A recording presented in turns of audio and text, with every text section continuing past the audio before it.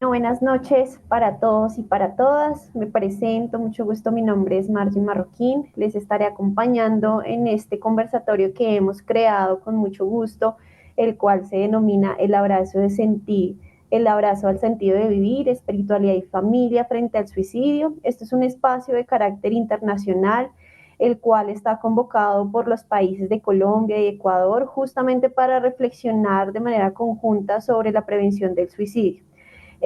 Para efectos de logística, pues les informamos que este evento está siendo grabado y transmitido por cada uno de los canales de las universidades, tanto de que han sido organizadoras. Y pues ya previo a iniciar nuestro diálogo, quisiera indicar dos recomendaciones importantes. Pues la primera de ellas, que este chat está abierto para que ustedes puedan dejar sus comentarios sobre el tema o algunas preguntas que le quieran hacer a nuestros ponentes el día de hoy.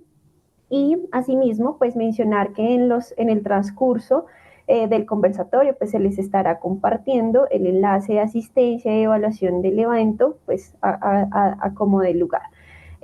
Por otro lado, pues ya dicho esto, mencionado, damos inicio a este espacio que está creado en el marco de la conmemoración del Día de la Prevención del Suicidio. Hoy, 10 de septiembre, es una fecha establecida por la Organización Mundial de la Salud y nosotros nos sumamos a esa intención de generar un diálogo con sentido de reflexión en torno a la espiritualidad, y a la familia claramente como factores de protección para la prevención del suicidio. Además, pues queremos hablar acerca de esas acciones encaminadas sobre este fenómeno que posibilitan claramente un escenario desde el servicio, la fraternidad y la solidaridad. Pero más allá de eso, es un espacio que pretende generar un diálogo para reconocer la importancia de escuchar, de servir, y de generar esperanza a aquellas personas que lo necesitan. Es una oportunidad para seguir forjando academia, pero también pues otros espacios de reflexión en torno a la convivencia, a la comunidad que permiten pues sobrellevar estas situaciones. Para esto, la Fundación Universitaria Unimonserrate, como institución del Sistema de Arquidiócesis de Bogotá, el CEAP y el Observatorio Arquidiocesano de Evangelización, la Universidad Técnica Particular de Loja de Ecuador, junto con su Instituto Latinoamericano de Familia, se reúnen en función de aperturar un diálogo respecto a estas dinámicas que se han venido desarrollando en Colombia y en Ecuador, justamente para la prevención del suicidio. Desde nuestro sentir, estamos llamados a un espacio para abrazar el sentido de vivir, la espiritualidad, la familia, y se hace en aras de hacer un llamado con urgencia al aumento de las cifras sobre el suicidio consumado a nivel mundial y los múltiples factores sociales pues, que esto lo ocasiona, ¿sí?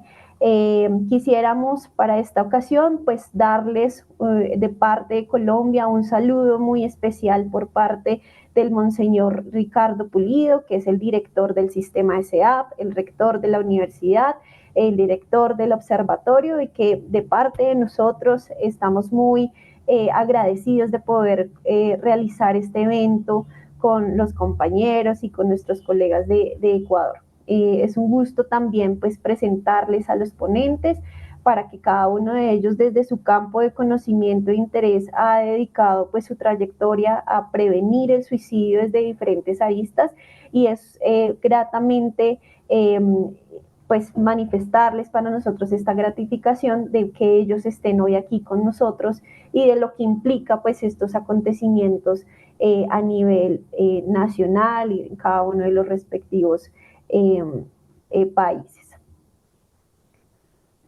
Desde Ecuador nos acompaña la doctora Ana Lucía Hunda Costa, doctora de las Ciencias de la Educación, con maestría en Evaluación, Gestión y Dirección de la Calidad Educativa y Liderazgo Social Cristiano. Posee estudios avanzados en desarrollo psicológico, familia y espiritualidad. Es docente de la Universidad UTPL y directora del Instituto Latinoamericano de la Familia. Su trayectoria pues es íntegra en la formación académica y el compromiso con el humanismo cristiano. También nos encontramos con el magíster Francisco Vivanco Ríos, psicólogo, abogado, magíster en psicología clínica con mención en psicología de la salud, experto en inclusión educativa y aprendizaje sostenible, cuenta con un diplomado internacional en suicidología, docente invitado por la Universidad UTPL de la Facultad de Ciencias Sociales, Educación y Humanidades, es miembro del grupo de investigación Sistema Génico de Fernando Rielo y del proyecto de investigación Espiritualidad, Capital Psicólogo y variables transdiagnósticas predictorias del bienestar. También en ese sentido, pues a Colombia nos acompaña, desde Colombia nos acompaña el padre Jonier de Jesús Montoya Castaño, es doctor de teología, egresado del Pontificio Instituto Giovanni Paulo II, y la familia de Roma, director del Centro Asociado de Estudios en Familia, el Papa Francisco, docente docente e investigador del programa de teología de la Fundación Universitaria Unimonserrate y del Instituto de la Familia, delegado arquidiocesano de la Pastoral Familiar. Y también nos acompaña Yuri Cecilia Rojas Muñoz, psicóloga especialista en psicología clínica y magíster en educación.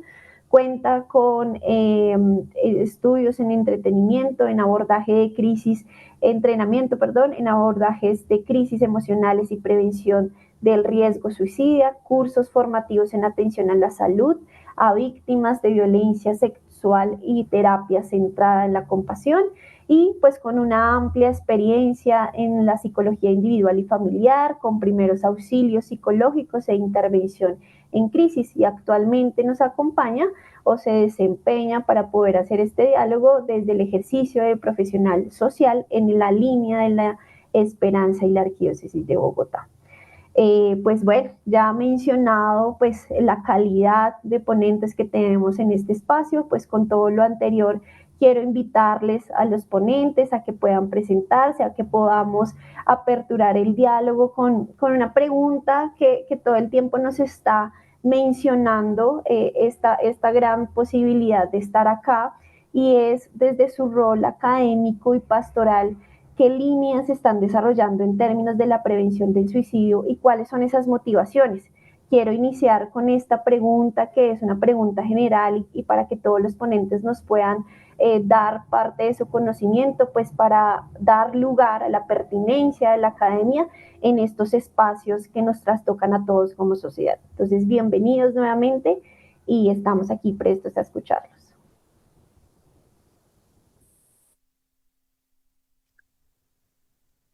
Bueno, daré inicio.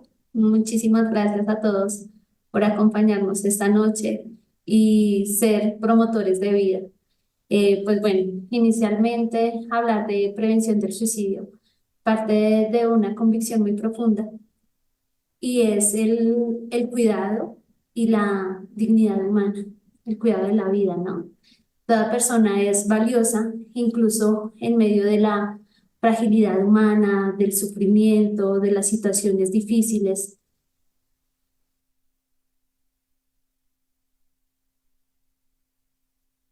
Qué pena, no tenía encendida la cámara.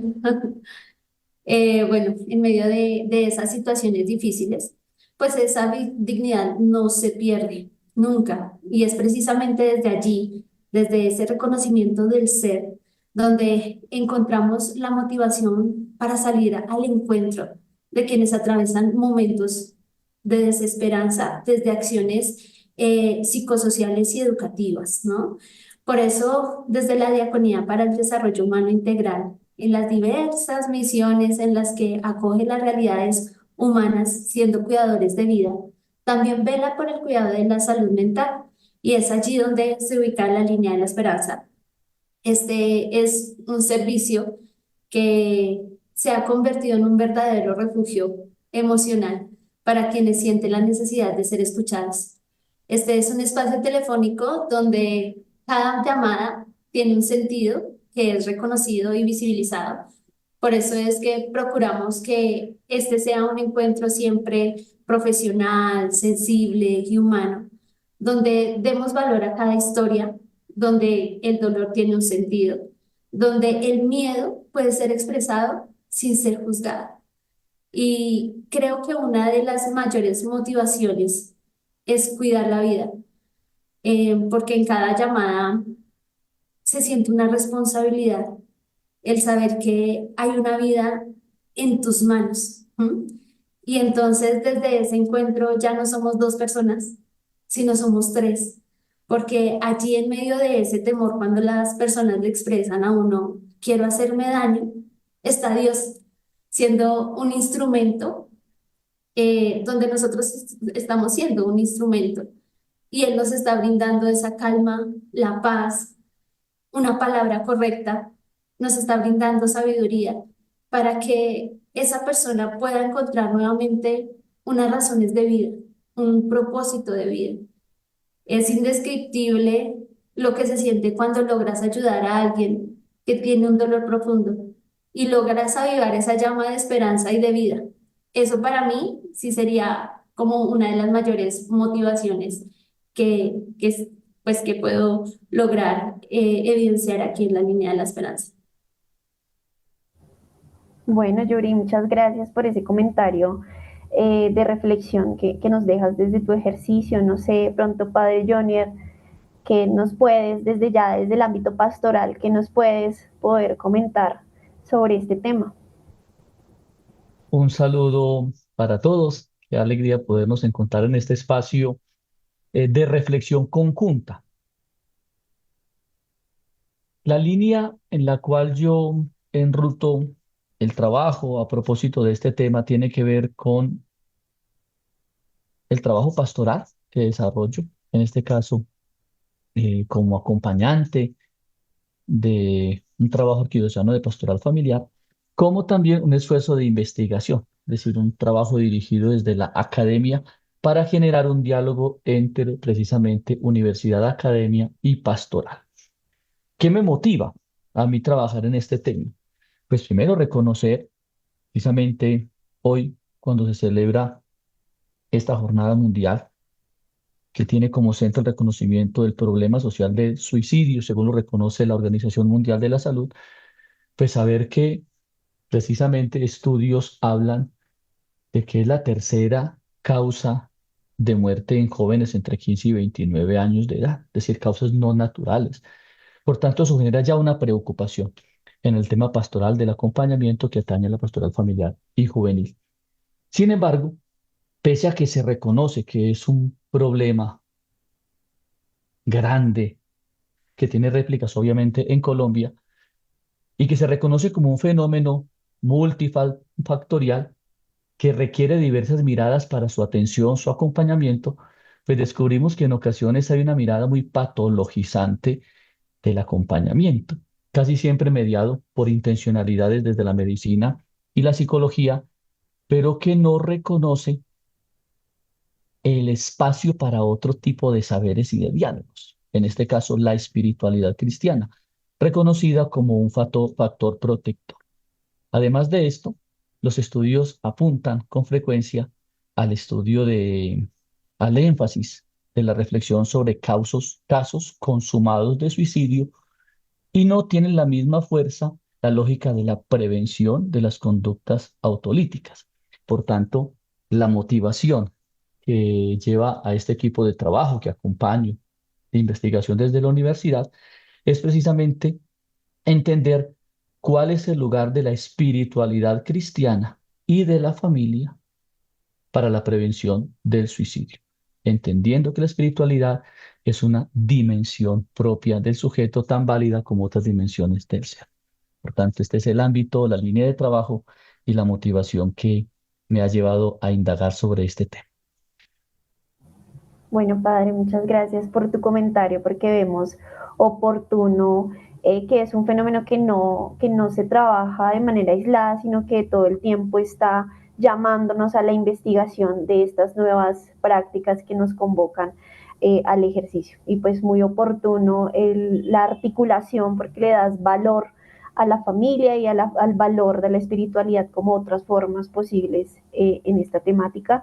Y respecto a eso, pues también nos gustaría escuchar a la doctora Ana Lucía cuál es esa visión y esas motivaciones que la convocan a ella a trabajar también ya desde una arista o para que nosotros como colombianos podamos dimensionar también en Ecuador cómo se maneja este fenómeno.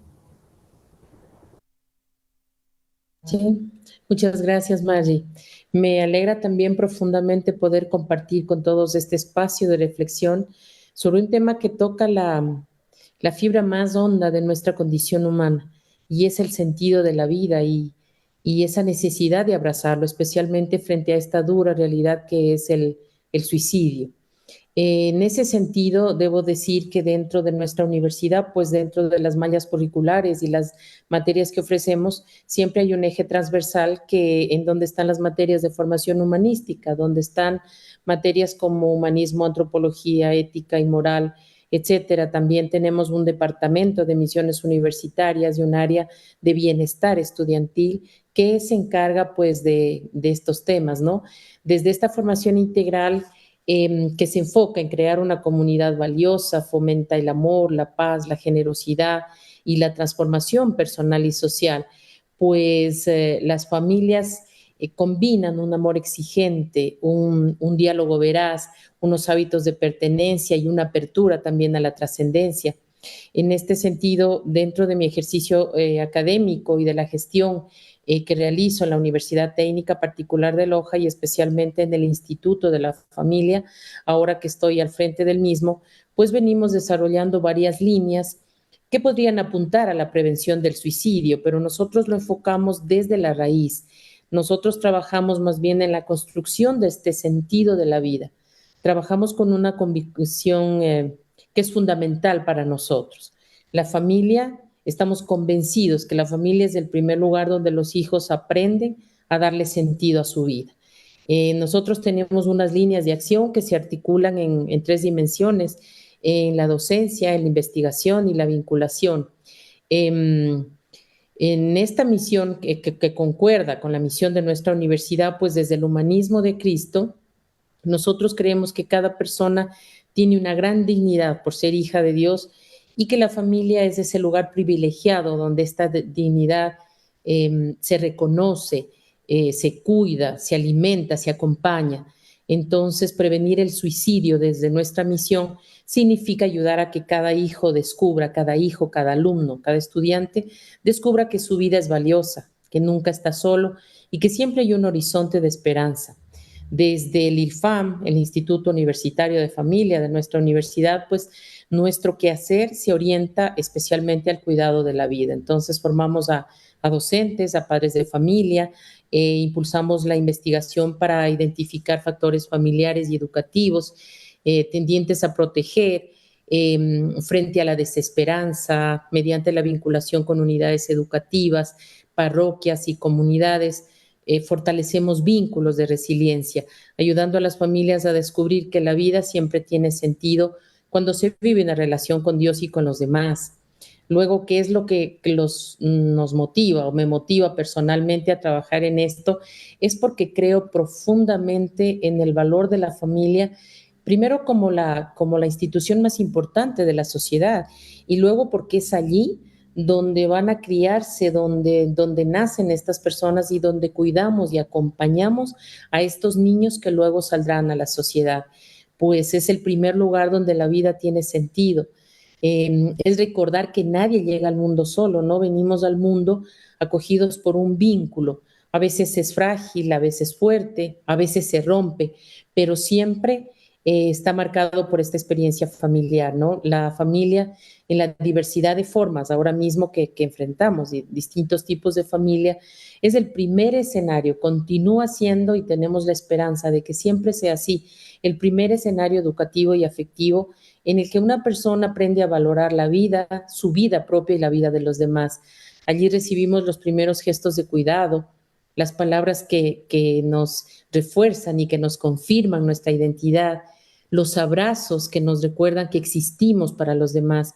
Cuando estos vínculos son fortalecidos en el amor, pues la escucha, en la paciencia, en la presencia misma, se convierten en protectores frente a la desesperanza. Pienso que el suicidio, que está asociado a una sensación de vacío, de falta de sentido, pensamos que la familia, en este caso, pues cumple su misión de acoger, de acompañar y que es capaz de transmitir la certeza de que no estamos solos, de que nuestra vida tiene valor porque somos importantes para alguien.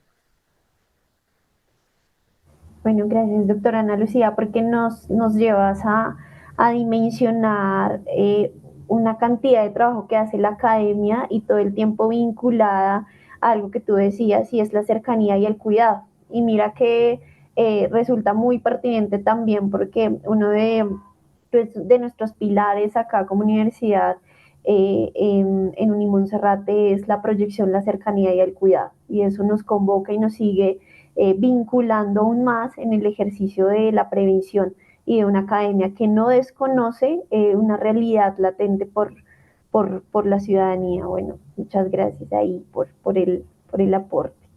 Y el doctor, el magíster Francisco Vivanco, nos gustaría también poder reconocer desde su línea de trabajo esta intención, esta articulación y esta motivación que lo lleva o lo conlleva a realizar sus estudios de investigación o de intervención.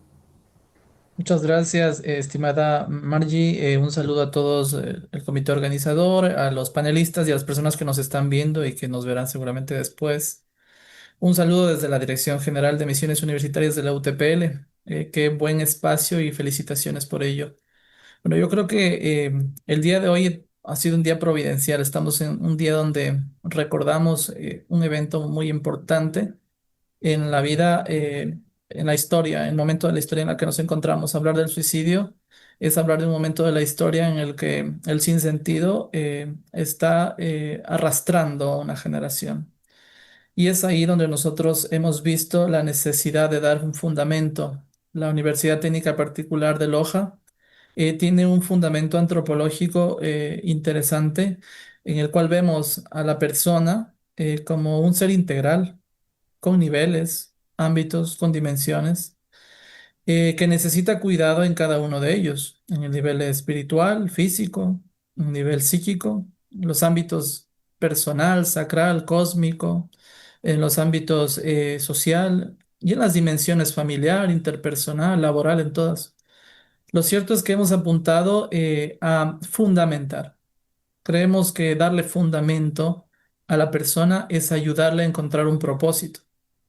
Mucho se ha dicho del suicidio. La investigación apunta a muchos factores de riesgo, muchos factores de protección, pero lo cierto es que necesitamos un fundamento que le dé un propósito a nuestra vida.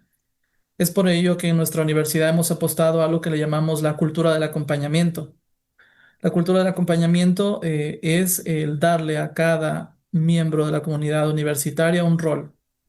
Y el rol es aprenderse a cuidar a sí mismo integralmente y aprender a cuidar del otro integralmente, en sus niveles, ámbitos y dimensiones, en cada uno de ellos.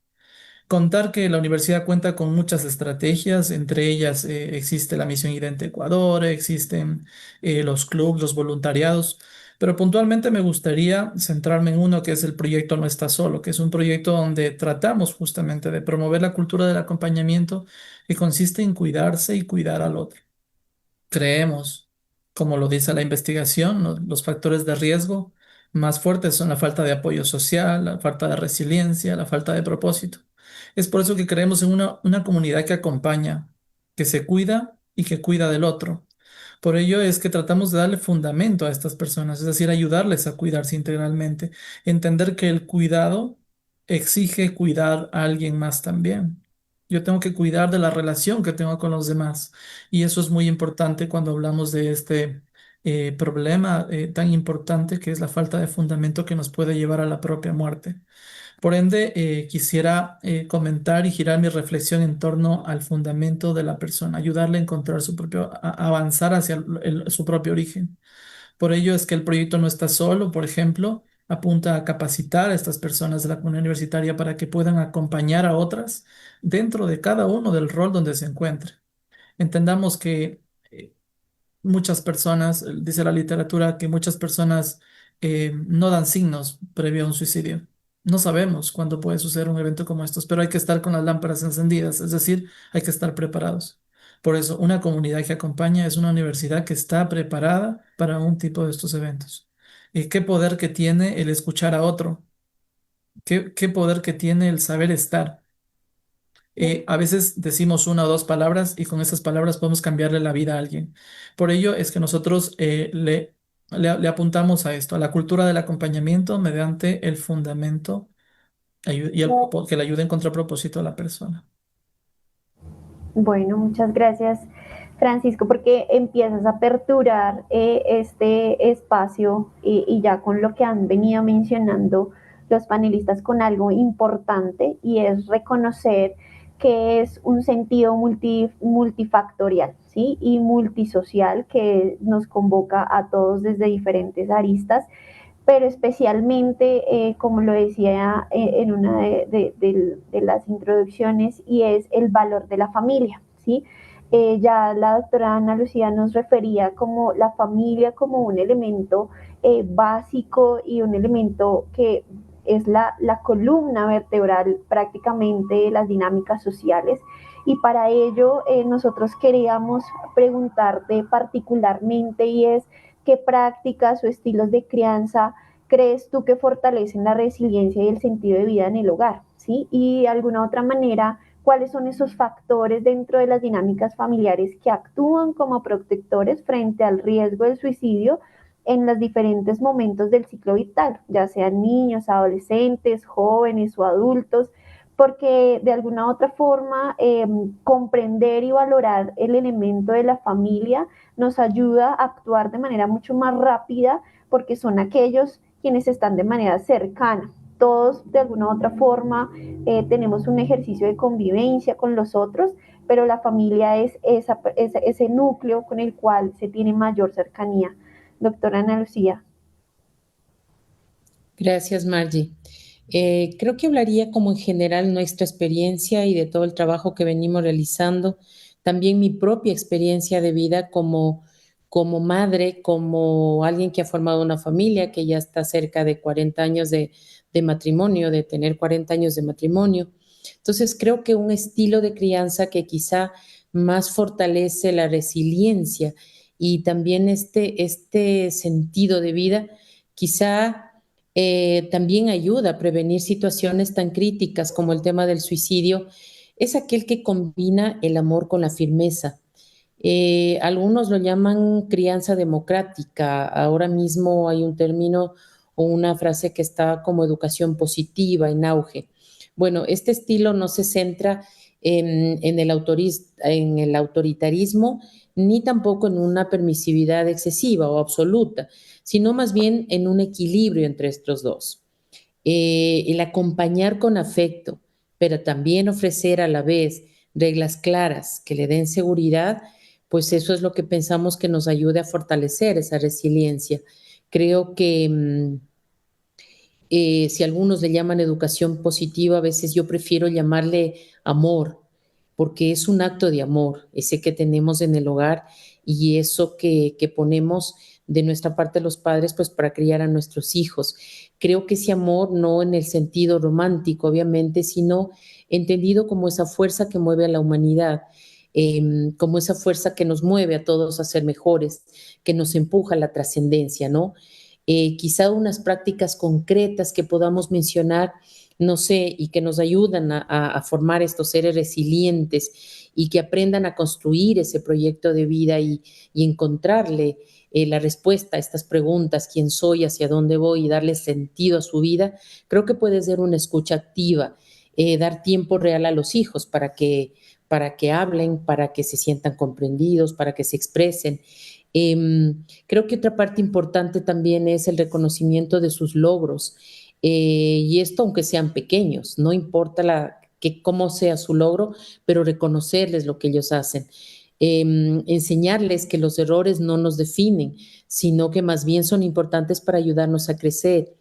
Quizá el celebrar su esfuerzo, no solamente centrarnos en los resultados que ellos nos dan, sino siempre celebrar cuánto tiempo han dedicado y cuánto se han esmerado por hacer alguna cosa. Y el acompañamiento espiritual. Creo que la oración en familia, bueno, de este tema ya va a hablar el padre Johnny, sin embargo, ese acompañamiento espiritual que se vive en familia, esa oración en familia, las redes familiares extendidas, creo que es vital para en esta crianza y formación de los hijos. Algo que creo que es fundamental también es el dar el testimonio con la propia vida, es decir, no se puede hablar solamente de la teoría o del sermón, sino del propio ejemplo y de cuánta coherencia podamos mostrar nosotros en el hogar. Cuando los hijos ven que sus padres afrontan dificultades porque las tienen que ver y vivir, es parte de la vida diaria, ¿no? Cuando ellos ven que los padres podemos afrontar estas dificultades con esperanza, ellos aprenden pues que siempre es posible levantarse y seguir adelante. Creo que ese ejemplo y el dar testimonio de la propia vida es la mejor escuela de resiliencia. También podemos hablar de la formación de la autoestima y la educación del espíritu crítico, y eso desde que son muy pequeñitos. Toda esta formación y estos estilos de crianza, pues es ideal que podamos comenzarlo. Siempre hablamos de eso en los cursos que damos, ¿no? Desde que estamos embarazados, no hablamos de que la mamá está, pero están el papá y la mamá embarazados, y desde ese afecto y ese cariño y esa palabra que puedan dar los padres a sus hijos, pues es vital, ¿no? Entonces la familia, al ser este espacio, este primer espacio donde se aprende a amar, donde se es amado también, desde la infancia el hogar transmite estos valores. El hogar también transmite las creencias, ¿no? Las modas de relacionarse con los demás, y esto es lo que le va dando a ellos la resiliencia. Creo que el rol de la familia como un factor protector frente a la desesperanza y el suicidio específicamente, creo que puede proporcionar pertenencia, identidad, creo que refuerza la autoestima, también puede ayudar a dar significado en los momentos de dolor. Un niño que crece en un hogar donde se le escucha, se le abraza, se le corrige con ternura, aprende que su vida tiene valor, incluso en los momentos de mayor dificultad. Cuando un niño llega a este mundo, lo primero que recibe no es un discurso, no es teoría, no es un manual de instrucciones. Lo primero que él recibe es un abrazo, y ese abrazo le dice: te amo, eres bienvenido, tu vida tiene mucho valor para mí, tu existencia nos importa, ¿no? Ese primer gesto que ocurre en el seno de la familia, pienso que es mucho más que un acto de ternura simplemente, sino que es el primer o es el inicio quizá del aprendizaje del sentido de la vida, porque creo que es allí, en la familia, donde aprendemos a amar, repito, a ser amados, pero a reconocernos que somos valiosos, a descubrir que la vida, incluso con todas las dificultades, con lo vulnerable que podamos ser, pues vale la pena de ser vivida. Entonces, la familia es esa primera escuela de humanidad, es el lugar donde se siembran semillas de confianza, donde se siembra la esperanza, la resiliencia. Unos factores familiares que pueden ser protectores frente al tema del suicidio, quizá, puede ser una comunicación abierta y afectiva, ¿no? Poder expresar sentimientos sin miedo al juicio. Cuando ellos quieren expresarse, nuestros hijos están pensando: ¿qué es lo que me van a decir mis padres? Pues que no nos salga inmediatamente el juicio, sino que tengamos más habilidades para escucharlos, ¿no? Creo que este es un factor clave de protección. Otro factor clave de protección pienso que es la presencia activa de los padres. Bueno, hay muchas familias que no los tienen cuidadores, y no solo en lo material, ¿no? Sino sobre todo en esa parte emocional, dedicándole el tiempo de calidad. Esos estilos de crianza que hablamos antes, ni autoritarismo ni permisividad extrema. Mantener ese equilibrio, ese es el ideal. Y creo que con eso es lo que trabajamos a diario. Y también esta transmisión de esperanza y de sentido trascendente. Ese sí lo transmitimos simplemente con esa coherencia de vida y con ese ejemplo que ellos puedan ver en nosotros.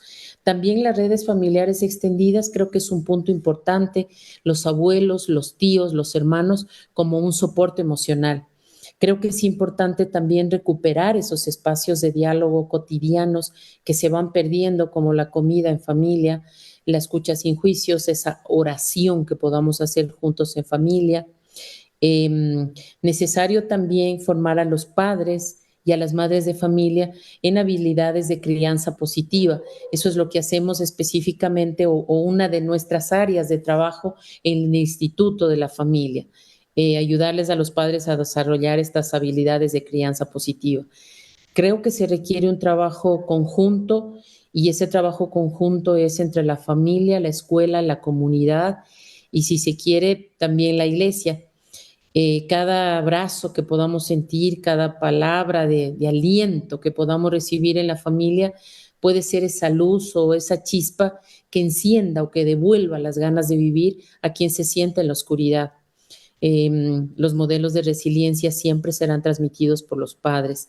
Creo que ese vínculo espiritual compartido en familia, la transmisión de la fe desde que son muy pequeñitos y la espiritualidad es fundamental. Y integrar esa espiritualidad en la vida diaria creo que determina también muchísimas cosas. Creo que no se trata de idealizar a la familia, ¿no? Sabemos que en la realidad, especialmente en la realidad actual, muchas veces la familia enfrenta conflictos gravísimos, silencios y heridas que se trae cada uno desde que llega a formar ese matrimonio.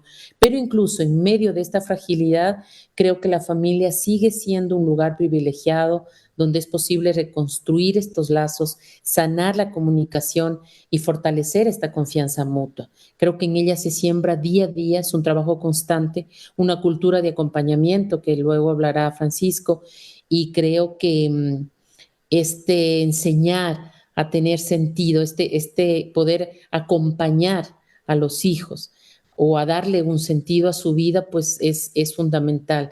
Y es algo que no se enseña solamente, sino que se lo comparte. Creo que allí justificamos ese encuentro con el otro, el de los padres y los hijos en familia. Bueno, pues muchísimas gracias por todo este despliegue de los elementos a tener en cuenta desde la familia. Creo que es muy oportuno y muy valioso para toda la audiencia que nos está escuchando, porque me quedo con algo y yo creo que la audiencia también y es la familia como motor de vida, porque al fin y al cabo es la familia quien construye vida, ¿sí? Es quien está dando la vida y originando la vida y creo que eso desde todos esos elementos va creando pues un sistema muy, muy robusto para seguir pensándonos en que la familia es ese primer elemento cercano para la prevención desde sus propias prácticas y que como sociedad tenemos el reto y la responsabilidad también de empezar a considerar otras prácticas familiares o retomar otras prácticas familiares que nos lleven justamente pues a prevenir este tipo de casos. Entonces pues muchas gracias doctora Ana Lucía por ese abordaje tan amplio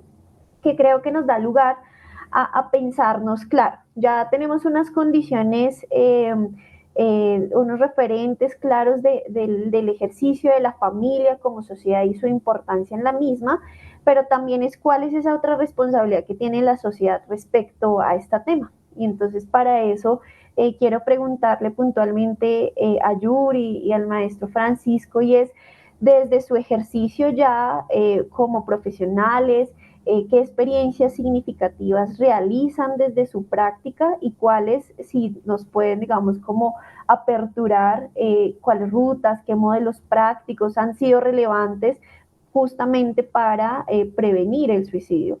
Creo que esta articulación entre la familia y sociedad va a ser un vehículo que va a mover todo el tiempo la esperanza de vida y que pues quisiéramos conocer de parte de ustedes desde esa experiencia cómo la realizan, qué aspectos consideran relevantes, cómo se está llevando a cabo desde una práctica investigativa, desde una práctica de intervención.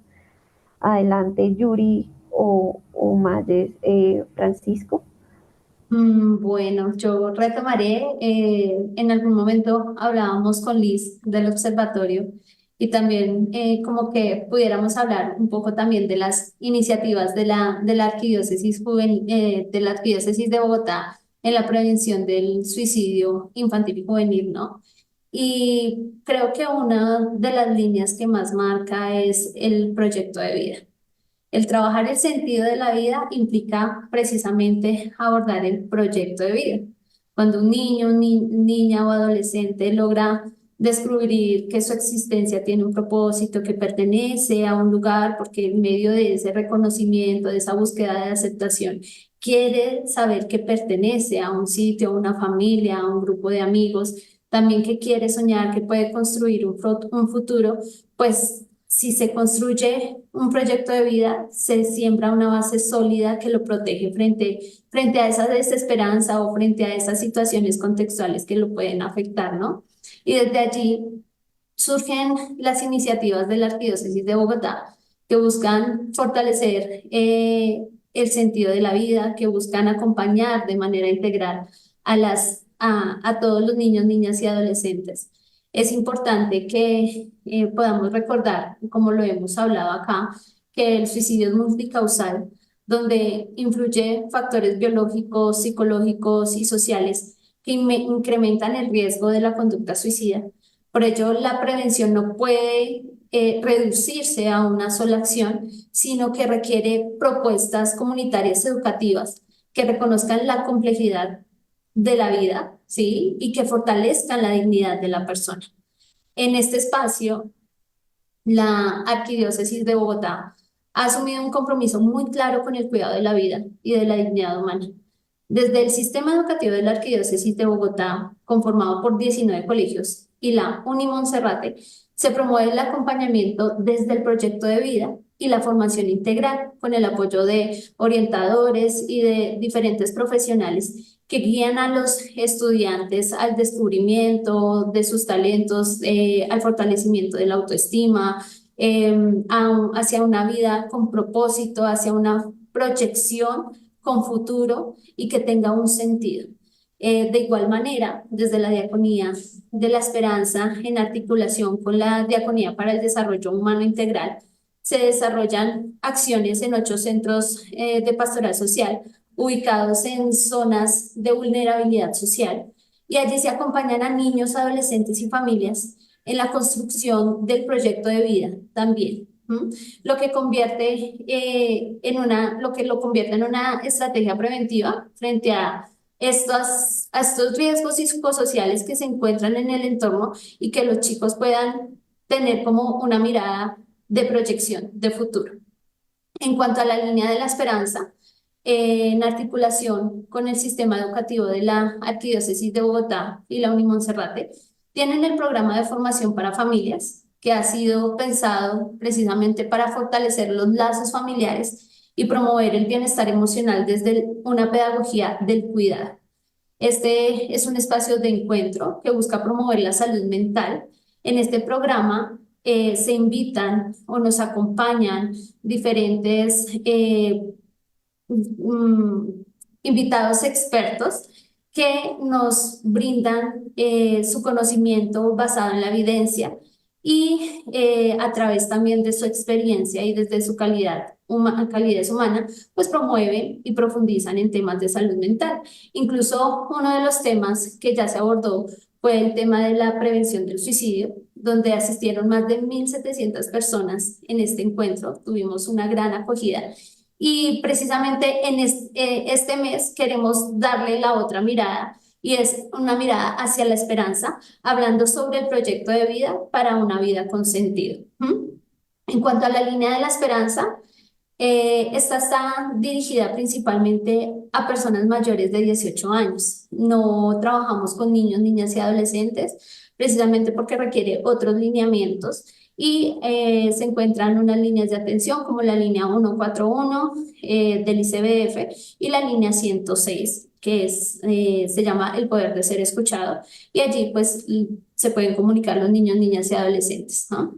Pero sin embargo, nosotros pues lo que hacemos es brindar orientaciones a los cuidadores, ¿no? A los padres, a las mamás, a los docentes, a los cuidadores.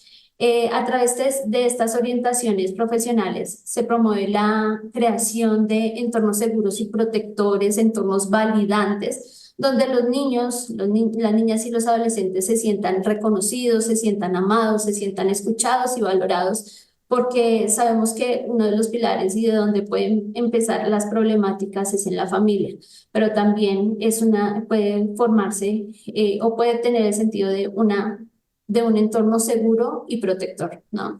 Entonces, desde la línea, desde la Arquidiócesis de Bogotá, pues trabajamos desde esta forma. Hablar de modelos, ¿sí? Digamos que no lo queremos ver desde una forma rígida, como en algún momento yo lo hablaba con el padre Jonier y con Liz del observatorio, sino que hablamos de intervenciones con sentido humano y compasivo. Lo primero que nosotros hacemos es acoger a la persona con una escucha compasiva, sin juicios, estando presentes, teniendo una atención plena en esa persona que quiere ser escuchada. Desde ese primer contacto con la voz que está del otro lado, procuramos que la persona no se sienta sola y que su dolor tiene un lugar seguro donde puede ser expresado. En ese acompañamiento, pues evidentemente no solamente se trata de la escucha, sino que podamos evaluar el nivel de riesgo, ¿no? Cuando identificamos un riesgo inminente, ahí es donde nosotros activamos las rutas de atención integral, donde nos comunicamos con el 123 o con los centros de emergencia donde se encuentre la persona, porque la línea pues inicialmente empezó a nivel Bogotá, pero ya se ha extendido a nivel nacional y pues no podemos atender a nivel internacional estas demandas de ideación y de conducta suicida porque se nos sale de nuestro alcance, pero hemos recibido llamadas a nivel internacional solamente pues para sentir como la escucha o brindar un acompañamiento, pero no tienen este tipo de problemáticas relacionadas con la ideación suicida o la conducta suicida. Entonces, posteriormente a poder identificar como estos niveles de riesgo, ¿no? En cada escucha buscamos conectar con las razones de vida, aquello que todavía tiene valor para la persona y que la persona en medio de esa confusión, en medio de esa oscuridad, no logra percibir. Entonces, mientras que la persona habla, por eso en esa atención plena que le estamos brindando a la persona, tratamos como de pescar aquellas cosas que son significativas, que pueden sostener a la persona todavía, como por ejemplo su proyecto de vida, la espiritualidad, ¿sí? Ya dirigida desde la religiosidad o la conexión o con otras cosas más trascendentes a su sufrimiento, ¿no? Los vínculos significativos que puede tener, el amor hacia la mamá, el amor hacia una mascota, las responsabilidades que tiene, de pronto un proyecto, el terminar una carrera, empezarlo a conectar con esas razones de vida o también la posibilidad de que pues esta situación va a pasar, ¿sí? Entonces poderle dar esa esperanza de que ese sufrimiento se va a poder llegar a aliviar un poco. Parte de nuestra labor es ofrecer psicoeducación, ¿sí? En la prevención del suicidio, poderles hablar a las familias sobre cómo pueden llegar a prevenir estas situaciones, porque la falta de información, pues es un factor de riesgo, ¿no? Y a veces se tiene miedo cuando uno de los miembros de la familia o cuando alguien comenta de quiero hacerme daño. Ya estoy cansado de la vida, he tenido pensamientos o quiero ya realizar estas y estas acciones o tiene mensajes directos o indirectos, directos como los que estoy mencionando o indirectos como por ejemplo cuando yo haga falta les daré tal cosa o que de pronto empiece a pagar deudas y demás. Son muchísimas señales que las personas pueden empezar a brindar. Nosotros desde ahí empezamos a realizar la prevención del suicidio, tanto a las personas que presentan la ideación como la conducta y también a sus familias. Brindamos en las orientaciones estrategias de regulación emocional que le ayuden a sobrevivir la crisis, porque en ese momento las personas presentan una desregulación bastante alta, donde experimentan sus emociones con un nivel muy alto y por eso mismo buscan aliviar su sufrimiento a través de una conducta suicida o de la ideación suicida como método de escape o de aliviar o de salir de ese dolor, ¿no? Entonces, por eso mismo abordamos los pensamientos o las creencias en las que ven el suicidio como una solución para terminar su sufrimiento. Además de estas orientaciones, como son basadas en la evidencia, pues tratamos de promover la autocompasión, la aceptación de esas situaciones que son difíciles, que para eso se necesita pues transitar un proceso, ¿sí? Para poder llegar a aceptar, ¿sí? La situación y desde ahí pues tener otra mirada hacia la vida. ¿M? Promovemos el perdón, la gratitud, ¿sí? El perdón porque hay muchas situaciones que pueden llegar a precipitar la ideación suicida, infidelidades, rupturas, problemas familiares, también el perdón hacia sí mismo, de pronto por los errores o las cosas que puede haber cometido. Eh, y la gratitud precisamente para fortalecer la resiliencia. Con las familias trabajamos en enfocarnos en la validación emocional, en desmitificar las creencias o los mitos alrededor del suicidio y ayudarlos como a reconocer las diferentes señales de alerta que pueden presentar las personas, cambios de comportamiento, verbalizaciones, conductas autolesivas, cosas que puedan llegar a ser una alerta de que la persona pues está sintiendo desesperanzada, ¿no? También pues les ayudamos o les motivamos a que pregunten de forma directa, ¿no? Porque se tiene el mito de que si yo le pregunto, entonces le meto la idea, ¿no? Entonces nosotros promovemos de pregunten de forma directa porque esto hace que se reduzca el riesgo, ¿sí? No le vas a meter la idea, por el contrario, reduce el riesgo y podemos salvar una vida, ¿no? Entonces, esto se abre hacia una posibilidad de poder acompañar y de poder, asimismo, como lo decía, salvar una vida. Fortalecemos el espacio de la espiritualidad, ¿sí? La espiritualidad, como ya lo mencionaba, desde la religiosidad o desde algo que los puede llegar a trascender, ¿no? Definitivamente creo que la espiritualidad está en todo, es trascendente, incluso el hacerse desde una compañía, pues se hace presente, porque cuando, digamos, alguien se siente escuchado, acogido y comprendido, pues esa presencia se convierte en un acto profundamente espiritual. Yuri, perdóname, te voy interrumpiendo ahí un momentico para ir haciendo, pues gracias por tu aporte, para ir haciendo pues una interacción también con el público que ha estado muy, muy movido ante esta temática y es primero, pues quiero leer, me permito leer uno de los comentarios que es la depresión. Un comentario que es por Pablo Oñate, que dice la depresión es influenciada por múltiples partes y sistemas fisiológicos, incluyendo alteraciones en los neurotransmisores como la serotonina y la dopamina en el cerebro, disfunciones en eh, la entidades hormonales y sistema inmunitario y cambios en el área cerebrales como el lóbulo frontal.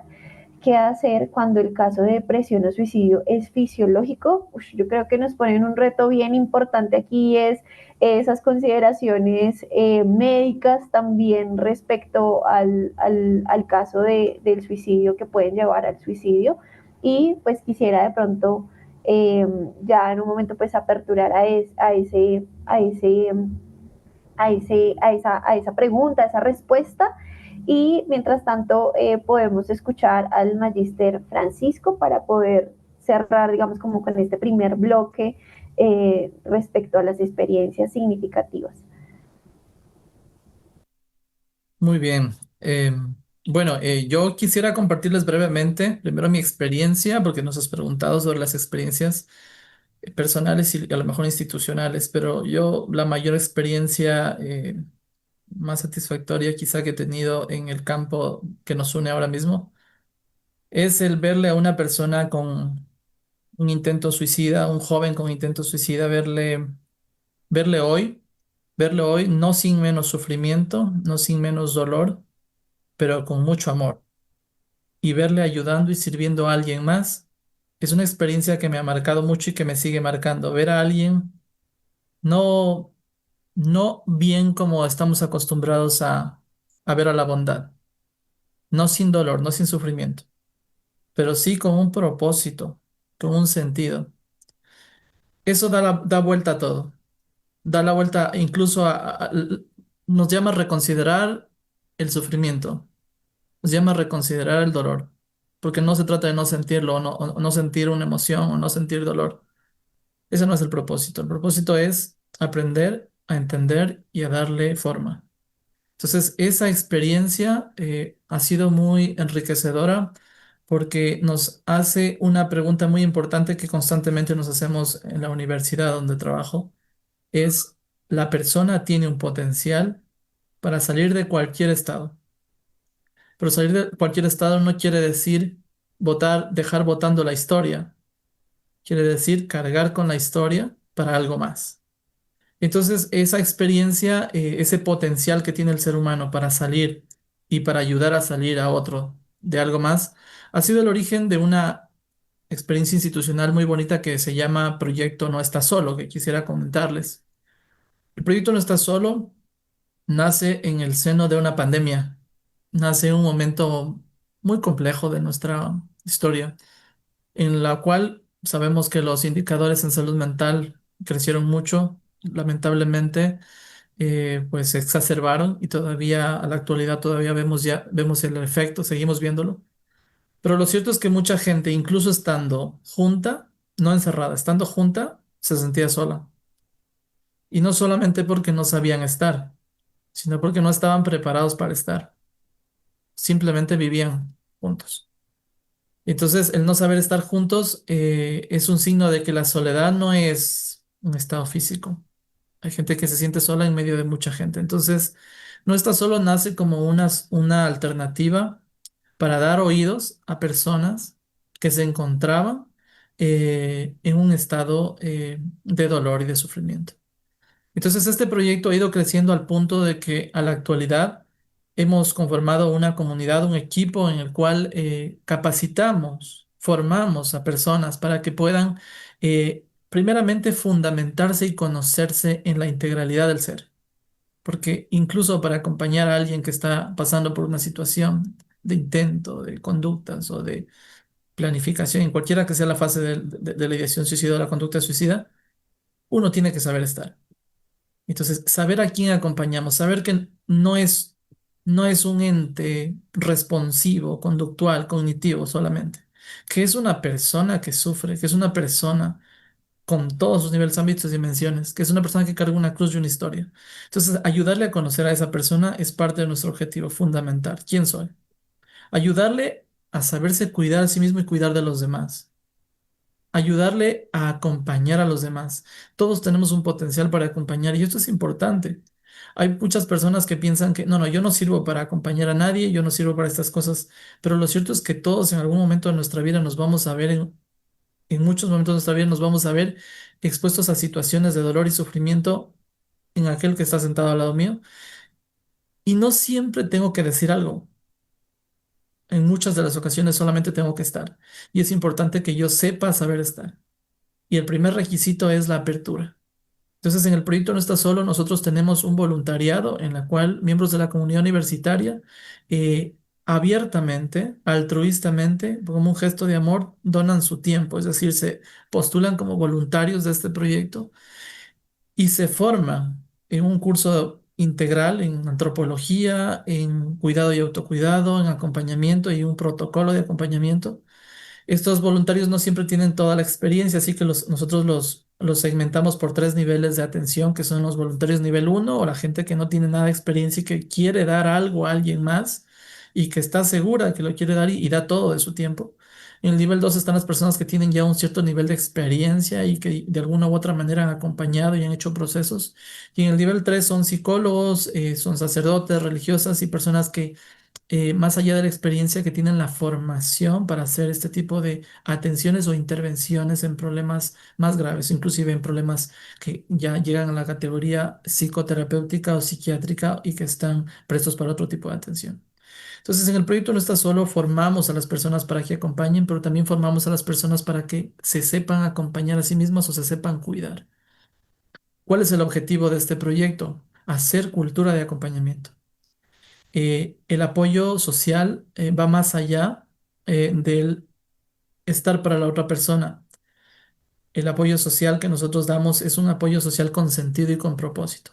No solamente estar contigo, sino acompañarte para algo más, darte un más, ayudarte a encontrar tu propio más. Y ese propio más es el saber que tengo las capacidades, que tengo todas las capacidades para poder salir de cualquier estado en que me encuentre. Lastimosamente, estamos en este momento de la historia del sinsentido, pero también en esta paradoja en que la gente quiere estar bien, pero se confunde estar bien con sentirse bien. Entonces todo el mundo quiere sentirse bien y odia no sentirse bien. Bueno, pues ayudarle a esta gente a reconsiderar su visión de la realidad es importante. Y esto solo lo encontramos en la fuerza del espíritu, ¿sí? Estamos hablando un poco de las buenas prácticas innovadoras, porque claro, lo que sea psiquiátrico, un poco escuchando la pregunta que hacía alguien por ahí, bueno, pues sí es un tema, la teología en el suicidio, hay mucha teología, ¿no? Si es psiquiátrico, pues va para el psiquiatra, si es psicológico, pues podemos atender en los psicólogos. Pero el nivel espiritual tiene una fuerza interesante, y esto es lo que dice la investigación, tiene un potencial que más allá de ser incluso un factor protector, podríamos decir que la espiritualidad está implícita en el ser humano. No es solo una creencia, es algo que es una fuerza implícita en el ser humano que le da la capacidad de sobreponerse. Entonces nosotros creemos en esa fuerza espiritual y esta fuerza espiritual, si la potenciamos, podríamos llegar a casos como el que les he comentado al inicio, gente que no sin dolor, no sin sufrimiento, sigue viva. Y ese es el logro, ese es el milagro, ese es el mayor objetivo terapéutico, que siga viva dando lo mejor de sí para alguien más. Entonces, este proyecto busca eso, cultura de acompañamiento, que la gente deje la cultura del egoísmo y salga la cultura del encuentro. Y ahí creo que nuestro padre nos va a comentar más la visión que tiene una iglesia sostenible. Pero lo que yo puedo decir es que como psicólogo es que el encuentro es activo. El encuentro es activo. Uno tiene que desacomodarse. Y ese es el acompañamiento. El acompañamiento que promovemos es un acompañamiento que se motiva con el amor, que se mantiene con la apertura y la virtud para ver una verdad, una bondad y una belleza distintas. Y cuando uno encuentra esa verdad, esa bondad y esa belleza distintas, lo que hace es que se transforma y es que transforma a los demás.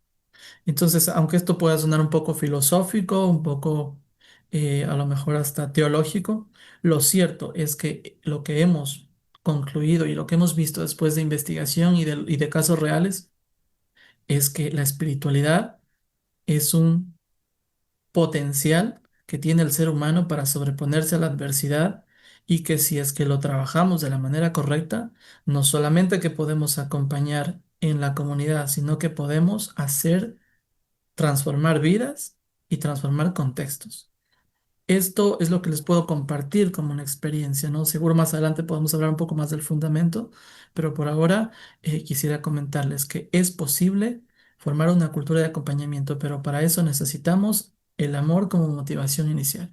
Por ahora el proyecto no está solo, pues ha acompañado aproximadamente en todas sus versiones más o menos algunas, más de 270 personas. Tenemos registrados más de 360 voluntarios, pero activos están más de 220 voluntarios que han hecho los cursos, que están ahí pendientes, que están ahí atentos. Entonces, esta cultura se puede lograr, pero para eso no solamente hay que empoderar, sino que hay que formar y hay que acompañar al que acompaña. Bueno, esto es lo que les puedo compartir por ahora. Bueno, Francisco, muchas gracias por tu intervención. Creo que has venido dando lugar a varios comentarios que se van acercando y ya yo creo que tenerlo ahí porque ya en un momento lo vamos a mencionar porque es importante la participación de nuestra audiencia.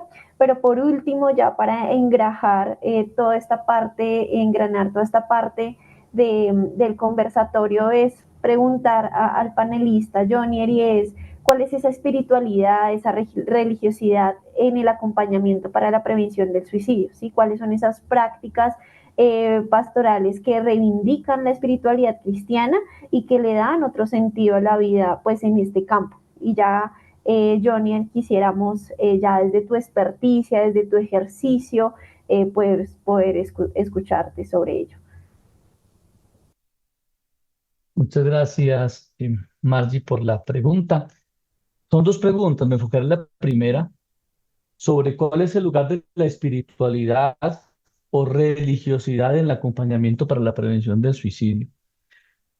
Lo primero que hay que ubicar es que la espiritualidad es una dimensión del sujeto. Yo lo mencionaba hace un momento Francisco, también Lucía, y es que no se puede desconocer una visión integral del sujeto. Hablamos de que el hombre es un ser multidimensional y en ocasiones en la atención, en el acompañamiento, sabemos a quién remitir cuando es un problema del cuerpo, a quién remitir cuando es un problema de la mente, pero no siempre se tiene en cuenta cuando es un problema del alma, es decir, de las lógicas de lo más profundo del sujeto que atañe a esa dimensión espiritual y que está siendo valorada y reivindicada actualmente por teólogos, por filósofos. Pienso, por ejemplo, en una autoridad en el momento sobre el tema que es el, el español Francés Torralba, que precisamente habla sobre la inteligencia espiritual, reconociéndola como una facultad, como una capacidad, como una dimensión y por tanto un recurso que debe ser tenido en cuenta para la gestión de todo el mundo interior, de las lógicas de sentido.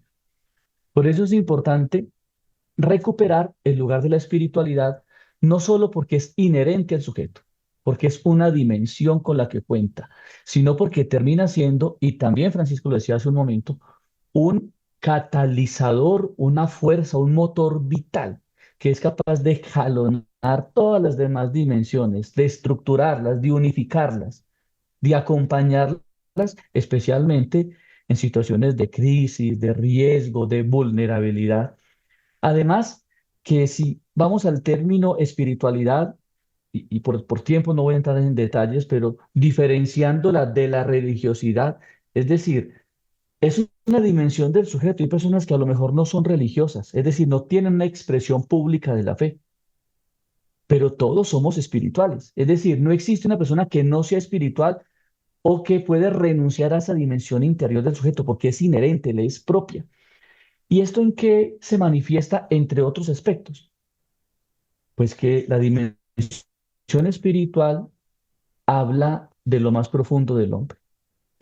No habla solo de los cómo, sino del por qué y del para qué de la existencia. Es decir, conecta con el sentido, con los propósitos más grandes. Y en algunos casos, cuando es una espiritualidad que está vinculada a la expresión religiosa o la manifestación de la fe, pues abre a horizontes de trascendencia. Pero es importante entonces reconocer ese lugar de la espiritualidad. Está dentro del sujeto, hace parte de sus dimensiones, es un recurso que no siempre se acompaña y se valora. En ocasiones se ve como si fuera una dimensión privada, como algo para otro tipo de personas que no cabe en un discurso científico, en una reflexión. En cambio, desde una antropología integral que reconozca todas las dimensiones del sujeto, y no solo cristiana, sino integral, pues permite entender que esa espiritualidad tiene mucho que ofrecer. Entre otras cosas, para precisar por qué. Porque se manifiesta, si bien es cierto, puede ser un factor de riesgo en algunos casos, pero en general se manifiesta como un factor protector y termina siendo un aliado estratégico en la prevención. Por las redes de apoyo familiares, sociales y culturales que cohesionan. Es decir, hablar de espiritualidad es hablar de creencias, hablar de prácticas, hablar de lógicas de sentido, en ocasiones de trascendencia, y eso genera unas fuerzas, unas sinergias que permiten unificar al sujeto y no sentirse solo. Además, la espiritualidad moviliza unos recursos, especialmente elementos como la fe, como la esperanza. Permite unos anclajes que favorece la conciencia de protección, de cuidado, de motivación. Por tanto, la espiritualidad no es solo como una dimensión intimista que poco tenga que aportar o que dependa necesariamente de una expresión religiosa, sino que es una dimensión, insisto, inherente del sujeto.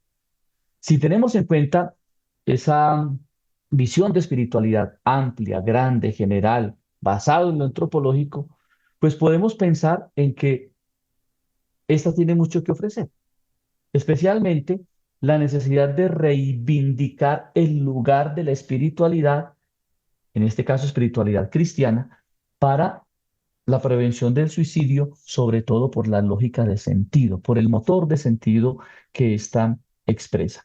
En ese orden podemos decir, en cuanto a prácticas concretas, desde la pastoral, desde la teología pastoral y el acompañamiento, pues que la espiritualidad ya está presente en muchas prácticas pastorales nuestras.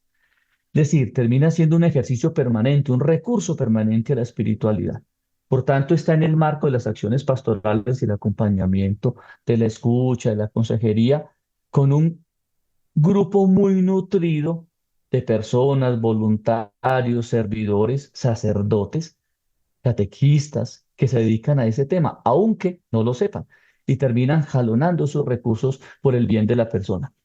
Se convierte en un aliado estratégico esencialmente porque la espiritualidad desde este modo presenta una voz, presenta un lugar de participación en una necesaria comprensión del sujeto como sujeto integral. Por tanto, cuando hablamos de espiritualidad, estamos hablando de que el hombre no solo se mueve por necesidades, sino por sentidos. El hombre no solo responde a placeres, a necesidades inmediatas básicas. El hombre responde a lógicas de sentido. Es decir, es algo mucho más profundo, es mucho más hondo. Ofrece entonces una lógica desde propósitos superiores. Y aquí hay algo muy interesante, y es que la espiritualidad como práctica, enmarcada en la pastoral, en el acompañamiento, no compite con otros campos de conocimiento. Es decir, no sustituye la psicología, no sustituye la medicina, es un complemento, es un apoyo, crea unas especies de sinergias relacionales, de sinergias de trabajos cooperativos, porque obviamente la espiritualidad sabe cuál es su lugar. Y esto tiene dos direcciones. Una es, no compite con otras ciencias, pero es consciente de lo que aporta, sabe ser lo que desde esta lógica se ofrece. Por tanto, es importante reconocer que el saber teológico, el saber pastoral, es tan válido como otras formas de conocimiento y al final el beneficiado será el sujeto. El sujeto y todas las dinámicas que se van movilizando, se van dinamizando a partir del aprovechamiento de este recurso, desde lógicas antropológicas integrales mucho más completas. Bueno, Padre Junior, muchas gracias por esta gran dimensión que sigue sumando a como un factor protector. Pero antes de continuar con las preguntas y demás, quisiera leer dos comentarios que nos dejan en las redes sociales de la Unimonserrate, y es el primero. Nos comentan, el tema es que la mayoría de los adultos sembramos en los niños un futuro lleno de incertidumbres, miedo y desesperanza. Y por otro lado, pues contarle que nos saludan desde varias partes de Colombia. Nelly Muñoz, docente del área de Ciencias Naturales y de Educación Ambiental de Santander de Quilichao, del departamento de Cauca, nos manda felicitaciones sobre estos temas de gran interés y que nos convocan a toda la comunidad en general. Bueno, pues eso es por parte de Colombia, pues que están ahí muy activos dentro de las redes sociales. Y por este lado quiero empezar a aperturar el diálogo con los participantes, porque hay muchas dudas y todos desde unos niveles académicos importantes de abordar.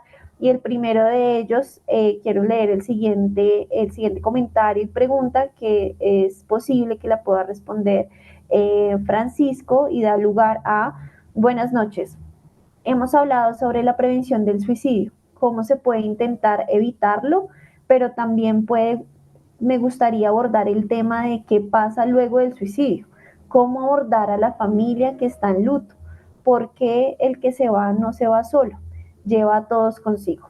¿Cómo puedo ayudar a esa familia, a ese amigo, a ese hijo que han perdido un miembro de la familia en estas circunstancias? Bueno, creo que esto también nos invita a algo que desde nosotros, como investigación, un poco acompañando al padre Jonier en esta temática, nos habla mucho de la posvención, que es un ejercicio de intervención con las familias cuando esto sucede. Pero sin embargo, y dejando ahí la cuña, quisiera darle la palabra a Francisco de que si nos puede ampliar un poco más esta perspectiva. Claro que sí, Marjorie. Bueno, hemos hablado de la prevención del suicidio y sin duda está la posvención que bien lo has mencionado. ¿Qué hacer con los que quedan? Que es lo que bien nos dice la persona que nos pregunta. Bueno, pues cuando hay un suicidio, pues hay que entender que no solamente hay una pérdida, sino también hay una situación de crisis familiar. Esa situación de crisis es una crisis familiar. Es decir, un punto importante es ayudar a la familia a llevar un duelo saludable, ¿sí? Un duelo saludable o facilitar un duelo saludable, y esto incluye justamente el evitar ese aislamiento y ese estigma que hay detrás del suicidio, ¿no? Y Yuri mencionaba, una de las estrategias es quitar el estigma, ¿no? Detrás del suicidio hay mucho estigma y sobre todo hay un desborde emocional muy fuerte en la familia, ¿no? Hay sentimientos, una marea de sentimientos encontrados como culpa, desesperación, angustia. Entonces, ayudar a la familia es saber estar para ellos.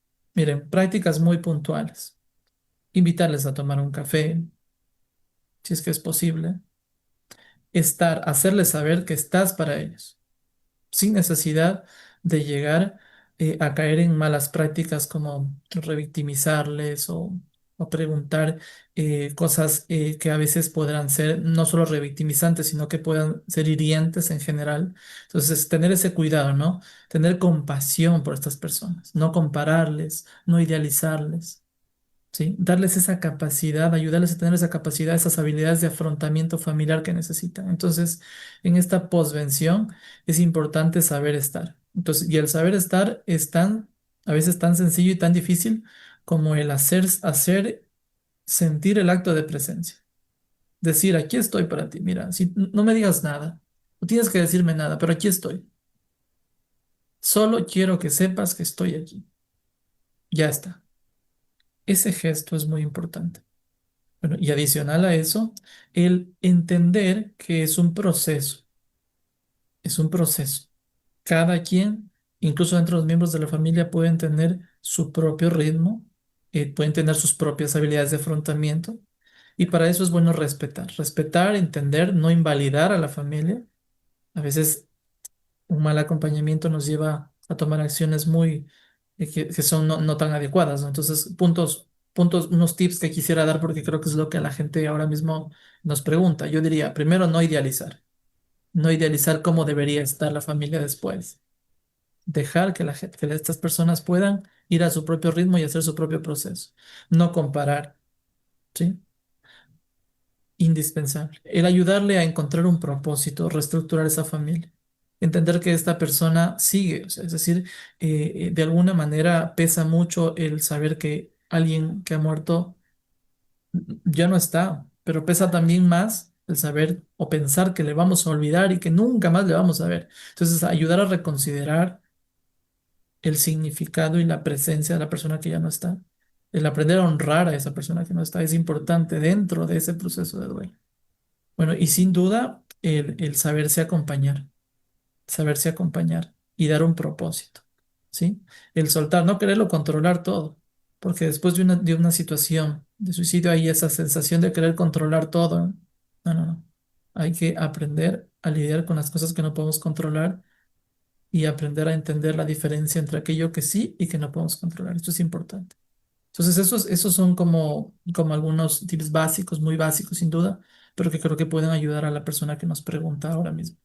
Ujú. Bueno, Francisco, muchas gracias. Sí, evidentemente hay que, pues no podemos negarnos a que puedan ocurrir los hechos o la consumación, pero este acto de sensibilidad también para con la familia nos permite seguir mitigando también uno de los aspectos que todo el tiempo está marcado por la culpa, ¿sí? Entonces creo que eso es muy significativo de lo que nos acabas de mencionar. Siguiendo de pronto un poco por esa línea de la familia, acá hay una pregunta que quizás la doctora Ana Lucía nos la pueda ayudar a abordar y es qué tips o consejos nos pueden dar en caso de ser una familia monoparental. teniendo un adolescente a bordo para prevenir y evitar esta conducta? ¿Cuáles son los signos de alarma? Bueno, yo creo que tú eres la más indicada, doctora Ana, para podernos reconocer, porque aquí ya hay una marcada diferencia, ¿no? Empezamos a abordar la familia como categoría claramente sustancial, pero con un tipo de familia particular, que no todo, digamos de alguna otra forma, no todas la sociedad tiene un tipo de familia homogéneo, y aquí ya nos están dando la pauta de un tipo de familia monoparental y eso hace gran diferencia. Entonces quisiéramos escucharte. Gracias, Margie. La verdad es que no soy, tengo que confesar que no soy experta en el tema. Sin embargo, podría decirte que, bueno, ahora mismo tenemos muchos tipos de familia y una familia monoparental es, eh, es muy frecuente. En el caso de un adolescente, ¿no? ¿Y qué podrías hacer tú? Yo pensaría que la primera cosa que tenemos que hacer es escucharle. Y claro, en la adolescencia los hijos no quieren hablarte. Generalmente, dependiendo de la edad que tenga, se pueden encerrar en su cuarto, se pueden encerrar en sí mismo y no querer conversar con los padres. Pues incluso como padres tenemos que estar cerca para escuchar su silencio. El Papa Francisco decía alguna vez que en una encíclica que debemos estar pendientes de los hijos, pero no asfixiarlos. Cuando ellos están en esta edad que es compleja, como preadolescencia, como adolescencia, es importante siempre estar pendiente de ellos, saber qué hacen, con quién están, por dónde van, pero sobre todo no preguntarles a ellos qué es lo que estás pensando, sino más bien qué es lo que están sintiendo. Es difícil, claro que es difícil. Que se encierran en su mundo, puede ser que sí, pero quizá ese encierro prolongado es para llamarte la atención. Quizá cuando ya no habla contigo para nada, quizá cuando ha cambiado de amigos, quizá cuando está saliendo y tú no sabes en dónde está tu hijo, no sé, quizás sean unas pautas para saber por dónde está caminando. Sin embargo, creo que el tema más importante es estar ahí, estar presente y acompañar. No se los puede asfixiar porque obviamente están en esa edad tan difícil que es esa de la adolescencia, pero no puedes estar lejos. Y a pesar de su incomodidad, a pesar de que no quiera estar cerca tuyo, tienes que estar cerca de él, porque el rato menos pensado va a querer hablarte y tienes que estar ahí. A veces escogen el momento más difícil para acercarte a ti. Resulta que llegaste del trabajo, no sé, papá o mamá, y están muy cansados y lo único que quieres es acostarte a dormir y ya son como las 11 de la noche y ya estabas emprendiendo tu descanso y resulta que tu hijo golpea tu cuarto y te dice, quiero hablar contigo, pues tienes que dejar absolutamente todo y hablar con él. Entonces, que es una situación fácil, pues no lo es. Y siempre es importante que los padres de familia, sobre todo los que están con los jóvenes en estas edades, que puedan buscar orientación. Nosotros como Instituto de Familia trabajamos con orientadores familiares. De hecho, una persona de nuestro equipo, quien es la coordinadora académica, es especialista en el tema de orientación familiar.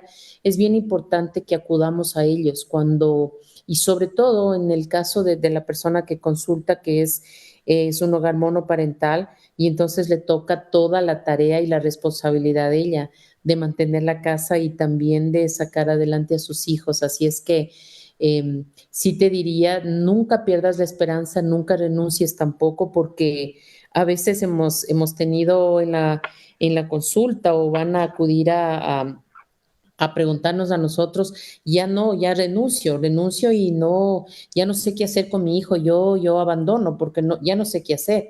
Y entonces, desgraciadamente, es una tarea, desgraciada y felizmente, es una tarea que Dios nos ha puesto y nos ha puesto por algo y la tenemos en las manos y creo que tenemos no sé, que tomar el toro por los cuernos y hacerle frente y nunca perder la esperanza. Creo que ahí está el padre Johnny para hablarnos de ese tema de la espiritualidad. Creo que es fundamental en el tema del suicidio, hablar del tema de la espiritualidad, porque es el que marca, y como decía él, el que no compite con otras ciencias, sino que es el que, es el que nos lleva a la trascendencia, y definitivamente es el que nos señala el camino por donde debemos ir. Te sugeriría en última instancia pues que siempre estés en oración y no te alejes de Dios, porque estoy segura que a través del Espíritu Santo te dará la luz para saber por dónde tomas el camino con tu hijo. Bueno, gracias. Creo que es muy fraterno el consejo que nos das. Yuri, creo que nos quedó pendiente una de las primeras preguntas y de pronto te la puedo volver a indicar para que nos puedas abordar un poco sobre el tema. Y es qué hacer cuando el caso de la depresión o el suicidio es fisiológico. Bueno, como mencionamos, el suicidio es multifactorial. Entonces, lo que es biológico es la depresión, más no el suicidio, ¿sí? Entonces, por eso mismo es importante que podamos acudir a profesionales para iniciar tratamientos combinados, es decir, farmacológicos y psicoterapéuticos, de buscar, digamos, espacios donde la persona pueda recibir herramientas que lo puedan ayudar a afrontar la depresión, porque como lo indico, la depresión no es igual a suicidio, no. La depresión es uno de los trastornos, incluso hay otros factores o múltiples cosas que pueden desencadenar el suicidio, pero digamos que, claro, los trastornos emocionales, ansiedad, depresión, bipolaridad, trastorno límite, son factores de riesgo que aumentan la conducta de riesgo suicida.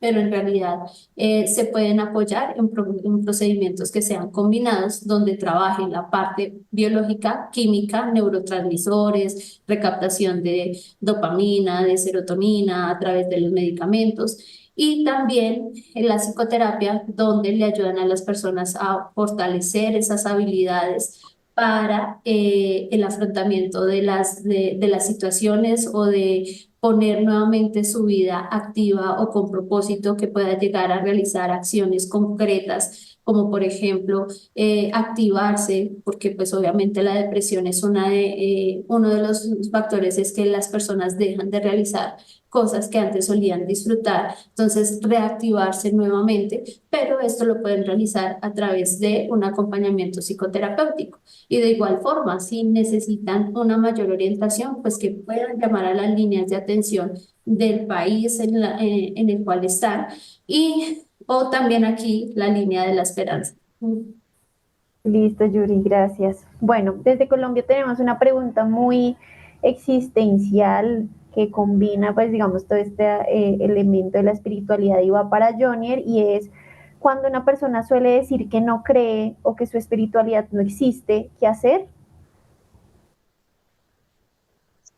Muchas gracias por la pregunta.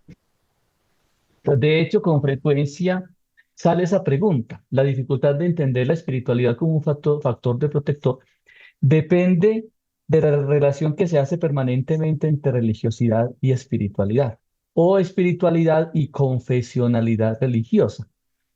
Y resulta que aquí podemos precisar tres cosas. La primera es que no existe persona sin espiritualidad. Es una dimensión del sujeto. Que sea consciente o no, que jalone los recursos o no, que pueda tener una espiritualidad trascendente o inmanente, pero es imposible no tener espiritualidad, porque es que la espiritualidad es una dimensión. Es como, yo no puedo decir, es que yo no soy un ser social, o yo no soy un ser que necesite dialogar, comunicacional, no.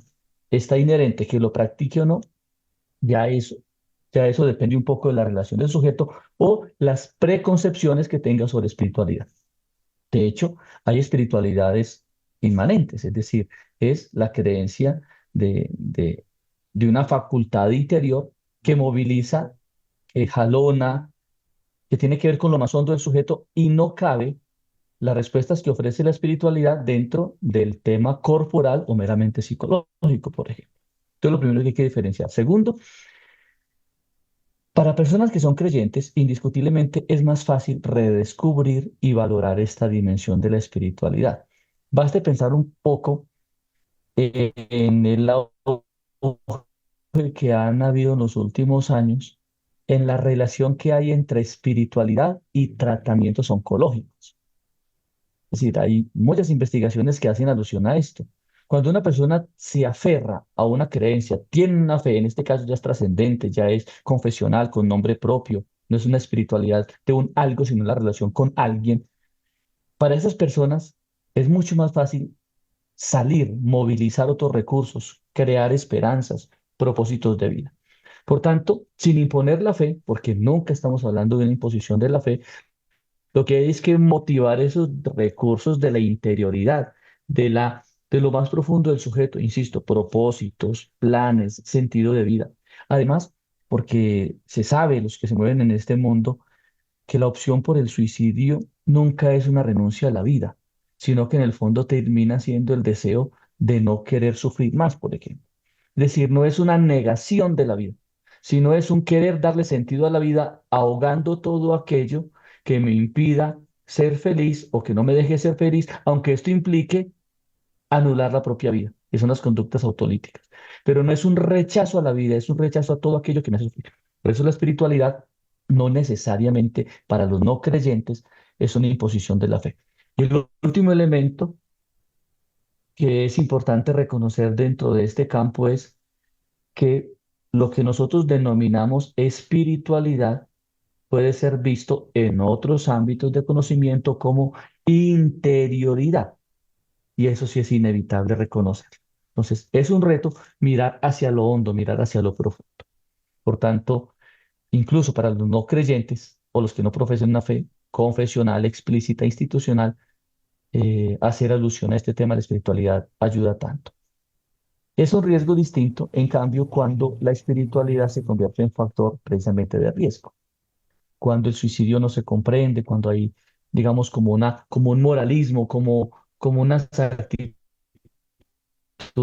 punitivas frente a la persona que confiesa que tiene ideación suicida, especialmente por la relación que hay entre espiritualidad cristiana y moral o compromiso ético con la vida. Normalmente eso genera unos bloqueos. Ahí sí termina siendo un factor de riesgo y no un factor protector. Cuando por actitudes punitivas no se comprende el sufrimiento del otro, sino que automáticamente se da una respuesta moralizante sin entender un poco qué es lo que está viviendo, ¿no? Un poco lo que decía también ahora Ana Lucía. No solo qué piensa, sino qué siente, qué está viviendo por dentro. Y aquí entonces una religión que marque esa brecha, pues obviamente no le ayudará a la persona. Bueno, padre, muchas gracias. Por otro lado, quiero mencionar que desde Ecuador varios de los comentarios han estado orientados a la motivación y a la intención de querer vincularse voluntariamente a la iniciativa de No Estás Solo. Nos preguntan mucho de cómo pueden vincularse, a dónde acudir, cómo desde el ejercicio del voluntariado se suman en esta iniciativa. Francisco, creo que es directamente hacia el proyecto de No Estás Solo de UTPL para que nos puedas, digamos, orientar a todas las personas que están en Ecuador y que están muy interesadas de vincularse y sumarse. Claro que sí, muchas gracias. Bien, ahora mismo en el chat hemos puesto el enlace a un landing page donde pueden encontrar información integral del proyecto y también los enlaces de inscripción, tanto para solicitar acompañamiento o como para formarse para acompañar a otras personas o para formarse para saberse cuidar integralmente. Entonces, ahí lo pueden encontrar y también animarles a que se motiven, se motiven con el amor, porque es que creemos de verdad que el amor tiene una fuerza importante a dar un paso más. Entonces, ahí en este proyecto vamos a tratar de dar esta formación y también tratar de ayudarles en lo que esté dentro de nuestras competencias y posibilidades, que eso es lo importante. En el chat acabo de dejar el enlace. Listo, gracias. Bueno, por aquí nos están respondiendo también desde Ecuador. Un saludo pues muy significativo a los asistentes de ambos países. Sin embargo, nos dicen pues que están muy agradecidos con la respuesta. Se necesita de parte médica, psicológica, social y espiritual, porque somos seres biosociales y espirituales que con la grandeza de Dios podemos superar todas las adversidades de la vida. Entonces, por ahí nos están respondiendo. Claudia Prieto también dice gracias por la respuesta respecto a lo que nos estaba comentando la doctora Ana. Quiero dejar hacer la lectura de un último comentario que nos dejan aquí en Ecuador, en el chat de Ecuador, y es: buenas noches. Considero que los puntos relevantes que se han expuesto en el ámbito de la prevención son la necesidad de la formación fundamentada que atiende la conducta suicida. Un segundo punto es empezar a concebir la conducta suicida desde la integralidad de un componente desde lo espiritual, desde lo neurológico, desde lo psicológico y los estados emocionales que conllevan inicialmente a la ideación suicida. Y un último punto, a comprender que una conducta suicida es una crisis. Por tanto, es temporal. En este orden de ideas, mi pregunta es: desde los programas con los que se cuenta la universidad, me gustaría conocer las estrategias que realizan frente al acompañamiento de las familias con un miembro que atraviesa una conducta suicida. Bueno, quizás la pregunta puede ser algo que ya hemos venido abordando, pero puntualmente aquí nos hablan desde las acciones que realizan las universidades aquí presentes, que es el ejercicio que nos convoca como academia. Entonces yo creo que sobre eso podríamos ir respondiendo. No sé ahí quién de pronto quisiera iniciar. No Ya que sé si puntualmente. de pronto podría iniciar yo. Sí, claro. Bueno, enviarle un saludo a la persona que nos hace la pregunta, ¿no?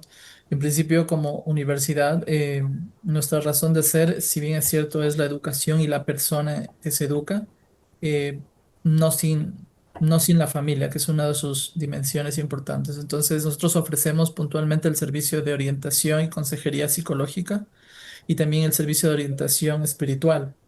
Entonces, en el caso de la universidad, pues pueden puntualmente solicitar este acompañamiento en la Dirección General de Misiones Universitarias, así muy puntualmente, ¿no?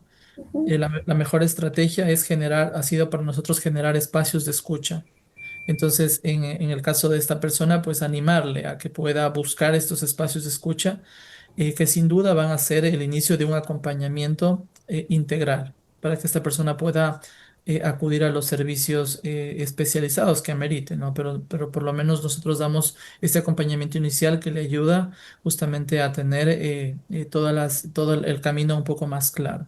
Entonces puede acercarse sin duda a la Dirección General de Misiones Universitarias y hacer uso de estos espacios de atención y acompañamiento.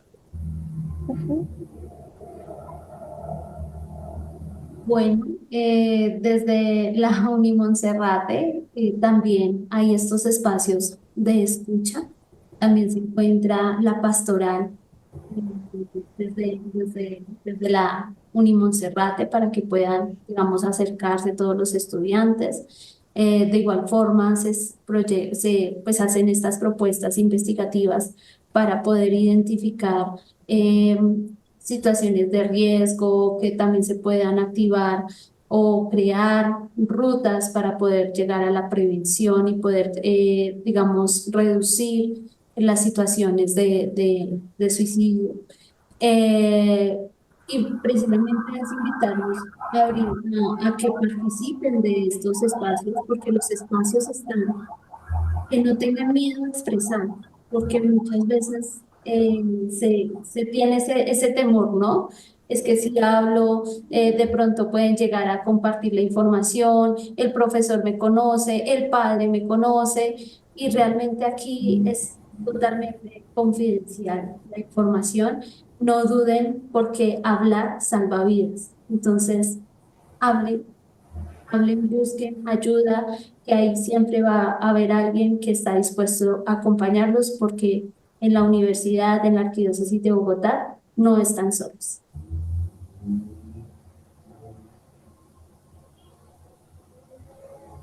También desde la academia, especialmente en este ejercicio concreto que actualmente realizamos la universidad con un grupo de docentes interdisciplinar, estamos apuntando a una investigación que al final derive en algunas pautas específicas o protocolos de acompañamiento en clave de prevención de la ideación suicida de jóvenes, pensando un poco en ámbitos que atañen a lo escolar y también a lo universitario. De hecho, en este momento, este equipo está elaborando a partir de ejercicios de documentación, de reflexión, de análisis, algunas pautas que nos darán precisamente la posibilidad de ir marcando una línea de acompañamiento mucho más específicas, pensando en la inclusión de la espiritualidad,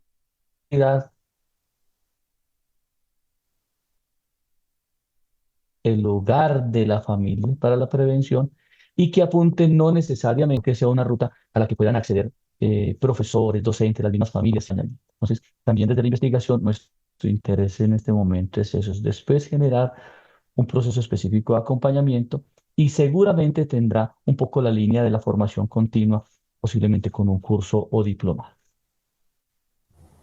Bueno, padre, muchas gracias por ese comentario, a los tres, a Yuri y a Francisco.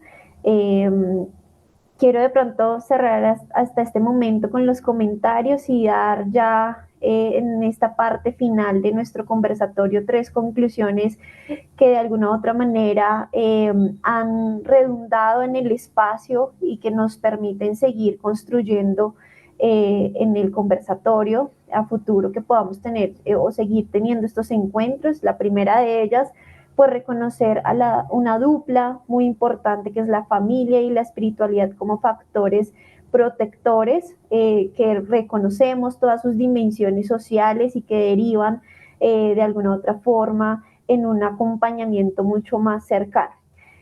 Por otro lado, pues valoramos de manera grata las iniciativas que nos han venido contando sobre la intervención desde cada uno de sus países, desde lo que se hace aquí en Colombia con la línea de la esperanza y desde lo que se hace en Ecuador con el proyecto de No Estás Solo, que dan lugar justamente a la atención eficiente a un problema mundial y que debe acompañarse de manera contextual, particular y algo siempre muy movido desde el ejercicio de la espiritualidad, pero sobre todo en un ámbito comunitario. Entonces creo que esta particularidad nos invita a seguir trabajando y a seguir reconociendo que este contexto es no solamente como lo dicen, multifactorial, desde los aspectos psicológicos, médicos, físicos, sino que también es una clave muy importante en lo mundial y que a todo mundo nos llega de alguna otra manera o estamos cercanos a eso. Eh, Nosotros como organizadores del evento claramente hacemos un llamado a la esperanza de vivir, a los acompañantes, queremos de alguna u otra forma seguir insistiendo en la necesidad de una actitud del servicio. Alguna vez en otro evento pasado respecto a la investigación que nos estaba comentando el padre Jonier, yo hablaba del acompañar, servir y defender, ¿sí? Y este propósito nos permite dar un alcance a todos y que manifiesta claramente pues o se manifiesta claramente en unas actitudes cotidianas, abrazando el sentido de vivir de cada uno de nosotros, desde esa proximidad con el sujeto que nos hace ser vivos, ¿sí? Y por último, pues promovemos de manera constante una articulación a las actividades académicas internacionales, claramente como una respuesta a las urgencias sociales que nos convocan y estamos prestos a seguir colaborando de manera conjunta. Ya este evento nos indica una clara intención de articulación con la Universidad UTPL, con Monserrate. No será el primer momento o el primer espacio de cercanía o proyección que tenemos respecto a esta problemática, sino que tendremos muchas más, como ya lo han venido describiendo algunos de ustedes, pues la importancia de la familia clave, un elemento dentro de la sociedad, pero la importancia que estamos o por la cual nosotros estamos aquí reunidos y tiene que ver con la academia, la responsabilidad que tenemos, la creación de conocimiento, la transmisión del mismo, de eso que hacemos dentro de nuestras aulas, pues nos permite ser mucho más responsables y conscientes de que eso que hacemos dentro de la academia tiene que revertir en la sociedad, tiene que revertir en los sujetos, y creo que eso es una bandera clave para nosotros como universidades en seguir acompañando a las sociedades en este sentir de vida y de dignificar la vida. Entonces, no sé si algo más por comentar que de pronto los asistentes o los ponentes nos quisieran comentar. No sé, quizás solamente gracias, Maggie. Acojo todas tus palabras. Creo que ese era el sentido de esta unión de las universidades, poder llegar a las personas con este mensaje de prevención de suicidio, nosotros como cuidado del sentido de la vida, como acompañamiento. Creo que como Instituto de Familia Universitario también nos mueve ese deseo siempre de formar a todas las familias en su rol familiar, ¿no? En su acompañamiento y en su contención a los hijos, y por eso es lo que trabajamos pues desde el ámbito académico en hacer todo ese trabajo.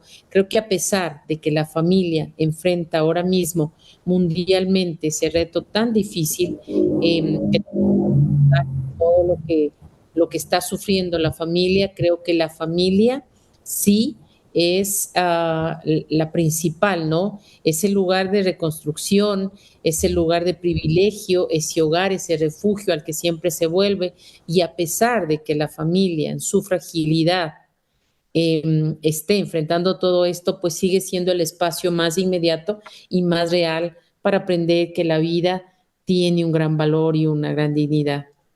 Gracias, Margie. Gracias a ti por todos esos aportes y por dignificar también el valor de la familia en una sociedad que también la ha estigmatizado. Entonces, creo que muchas gracias. Bueno, pues no habiendo más intervenciones, nuevamente agradecerles a los asistentes de Ecuador, a los asistentes de Colombia. Desde Colombia estamos muy agradecidos con ustedes, Ana Lucía, Gabriela, por abrirnos esta oportunidad para nosotros desde el sistema arquidiócesis, desde el sistema educativo de arquidiócesis de Bogotá.